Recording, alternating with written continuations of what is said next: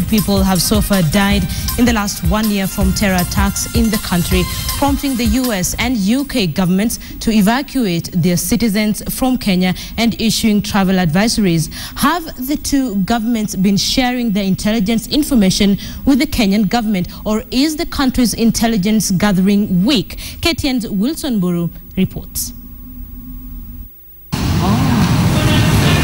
Last month, the British government evacuated hundreds of its citizens who were in Mombasa on holiday, following what it said were new warnings of terror attacks. Prior to that, the UK and US governments had issued travel advisories warning its citizens against any unnecessary travel to Mombasa, citing security concerns.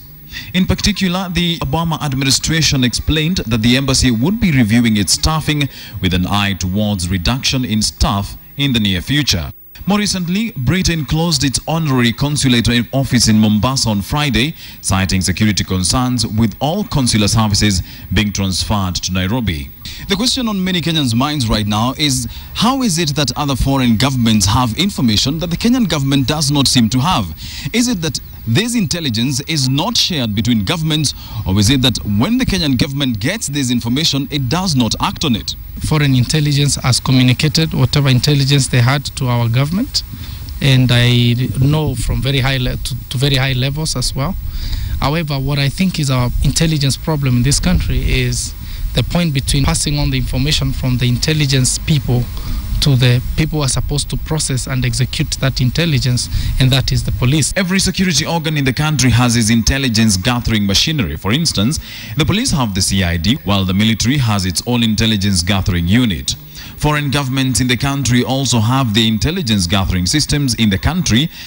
And if all of the systems work the way they ought to, then this information is then shared with the National Intelligence Service headed by Michael Gishangi, who then shares the same with the head of state in daily security briefings. The head of state then gives instructions to the Interior Cabinet Secretary, who in turn briefs the Inspector General of Police on action to be taken on the said intelligence.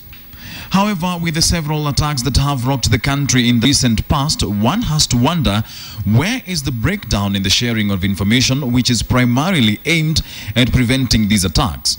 So we are hugely vulnerable, but because we're not utilizing the resources that we have. Right. Every potential resource we need to use. Our people, our intelligent base, and our friends. The way we could heal this link or fill up this gap is to revise the National Intelligence Act and give them powers to arrest and prosecute.